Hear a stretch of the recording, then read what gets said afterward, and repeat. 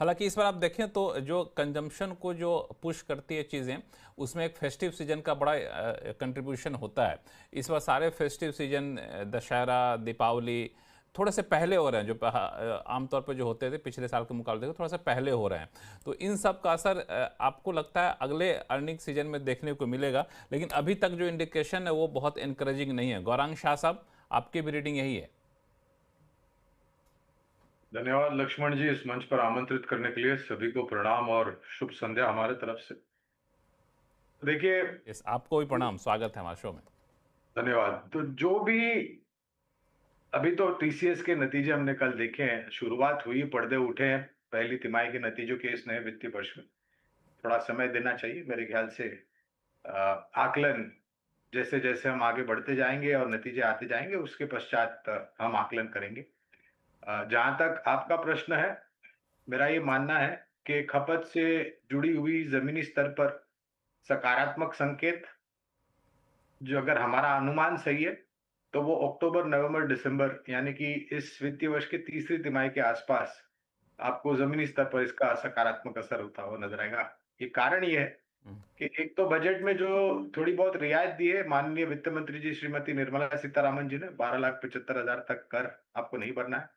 दूसरी, मेघराज का आशीर्वाद 1 हफ्ता 10 दिन पहले पूर्ण भारतवर्ष में फैल गया है। अनुमान ये रखते हैं कि फैलाव अच्छी तरीके से हो, जिससे ग्रामीण, मध्यम ग्रामीण इलाकों में जहां पर हमारे किसान भाई-बहन हैं, कृषि उद्योग से जुड़े हुए हैं, फसल की पैदावार अच्छी होगी, पैदावार मंडी में बिकेगी, मंडी में बिकने के बाद direct cast cash transfer benefit के द्वारा उनके खाते में पैसे आएंगे, खर्च करने की ताकत बढ़ जाएगी।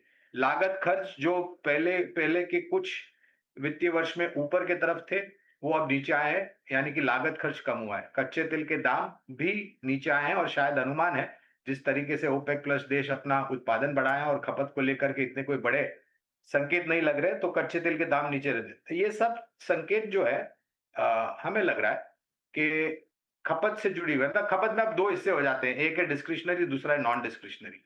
तो नॉन डिस्क्रिशनरी में आपका एफएमसीजी आता है, डिस्क्रिशनरी में आपका consumer durable, entry level, two wheelers, three wheelers, utility vehicle, cars वगैरह आ जाते हैं, जेम्स एंड ज्वेलरी वगैरह। तो हमारा मानता है कि ये जो जमीनी स्तर पर है, आपको शायद दूसरी तीसरी तिमाही के आसपास सुधरता हुआ नजर आएगा। अब इसके लिए आपका प्रयास ये होना चाहिए कि आपको चुनिंदा जो दिग्गज कंपनियां हैं, कुछ मझौली कंपनियां हैं एफएमसीजी क्षेत्र की, डिस्क्रिशनरी, नॉन डिस्क्रिशनरी, वहां पर आपको ध्यान देना चाहिए। और एक वास्तविकता यह है लक्ष्मण जी कि भारत देश खपत से चलने वाला था, है और रहेगा। ये सिर्फ भारत ही नहीं मानता, दुनिया भर के दुनिया मानती है कि भारत एक बहुत बड़ा बाजार है।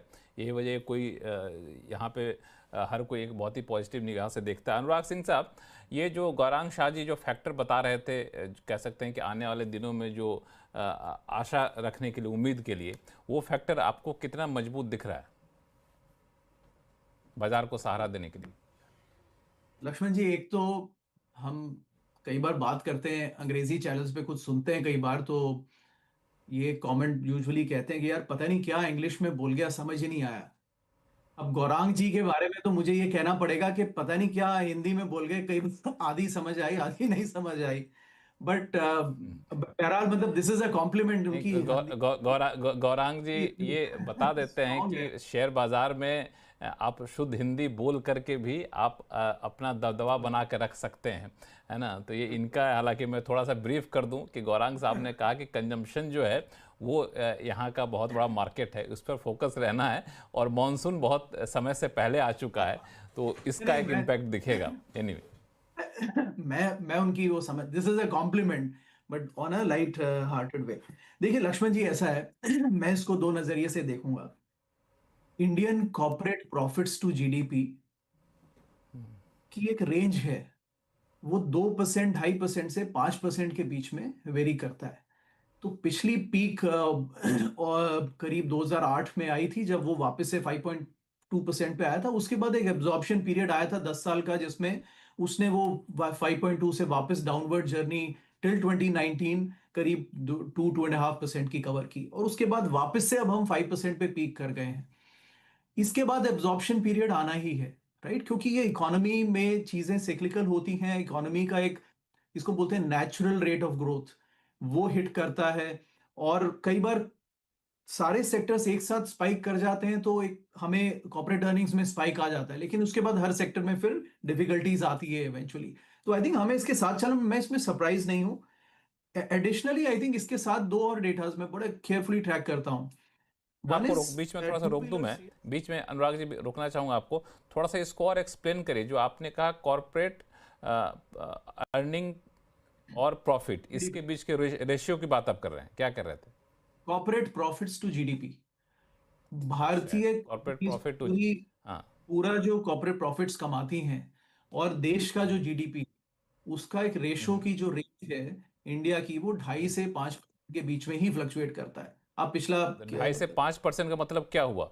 कि मतलब जितना कॉर्पोरेट प्रॉफिट करते हैं और जो जीडीपी होता है उसके अगर मुकाबले 5% प्रॉफिट होता जीडीपी 4 ट्रिलियन का है तो कॉर्पोरेट प्रॉफिट उसका 5% लगा लीजिए, तो करीब है। 400 400 200 बिलियन हो जाएगा करीब, अच्छा, राइट? इस तरह से काम चलता है वो। जब तो 5% पे जाता है तो उसके बाद वो सेचुरेशन माना जाता है आपके हिसाब से? फिर वो सेचुरेशन होता है और फिर उसके बाद पुरानी हिस्ट्री यही कहती है। तो उम्मीद, अच्छा। और देखिए उसके रीजंस होते हैं। अभी देखिए, अभी प्रॉफिट्स वापस से 5% पे क्यों गए? आपकी गवर्नमेंट ने केपेक्स बढ़ाया, चाहे डेफिसिट स्पेंडिंग की, लेकिन वो 3 लाख करोड़ का अमाउंट जो है वो 12 लाख करोड़ पर आ गया। तो अल्टीमेटली वो भी स्पेंडिंग तो गवर्नमेंट से निकल के लोगों के पास ही आएगी, फिर कंपनीज के पास में स्पेंडिंग होगी।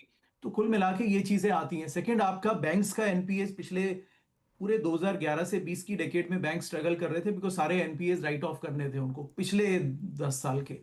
वो राइट ऑफ हो गए, बैलेंस शीट क्लीन हो गई, banks were ready to grow. Consumer के पास में भी नई स्पेंडिंग आई, right, because of government stimulus everything. So global rally थी, राइट। इसके बाद थोड़ा एब्जॉर्प्शन पीरियड देखिए थोड़ा बनता भी है, उसके बाद फिर economy will get back to the normal track. जो आपका 10% नॉमिनल ग्रोथ है जीडीपी का, कंपनीज उसी को रिफ्लेक्ट करेंगी। तो कुल मिला के कहानी वो 10% अर्निंग्स के पास में रहेगी। चौथा, आपने मार्केट में मल्टीपल्स काफी बढ़ गए कंपेयर टू 2019 अभी इस समय पर। तो अब मल्टीपल्स की गुंजाइश है नहीं। नॉमिनल जीडीपी अगर 10% ग्रो कर रहा है तो अर्निंग्स की स्टोरी वहीं पे रहेगी कुल मिलाकर। इसीलिए मार्केट का रिटर्न मैं कहता हूं कि इस समय से, और हम इस पे बाद में चर्चा कर सकते हैं, बट ब्रॉडली अज्यूम कीजिए, मैंने एक हाइपोथेटिकल कैलकुलेशन किया था कि 2020 से 2040 के बीच में, सपोज 2040 के एंड में निफ्टी 96,000 जाता है। ओके, 96,000 निफ्टी, हम्म, वो कितना बनता है?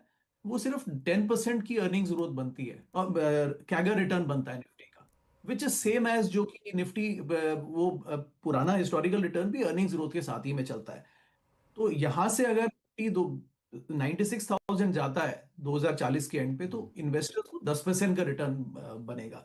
बहरहाल, एक दो important parameters, right, which I track, one is to wheeler growth.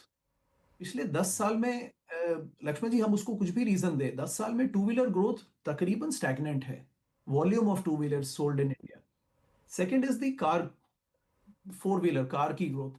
I understand quality of cars थोड़ा बढ़ रहा है, वो मिक्स चेंज हो रहा है, होना भी चाहिए, लेकिन वो ग्रोथ भी 5% है, which tells you that real job creation in the economy उतना स्ट्रांग नहीं है। तो वो टिंकरिंग से हम नॉर्मल ग्रोथ में हम क्या एक्सपेक्ट कर सकते हैं? वही एक्सपेक्ट कर सकते हैं जो कि जो नंबर्स हिस्टोरिकली शो करते हैं। तो ये मोटा मोटा नजरिया है, मैं सरप्राइज नहीं हूं, क्योंकि साइकिल्स आती हैं। इस समय आईटी थोड़ा डिफिकल्ट साइकिल में है, अगले 4-5 साल उसको डिफिकल्टी होगी। पिछले 5 साल बहुत अच्छे गुजरे, वहां पर डिफिकल्टी होगी। नॉर्मल इकोनॉमी में भी थोड़ा स्लो डाउन आएगा।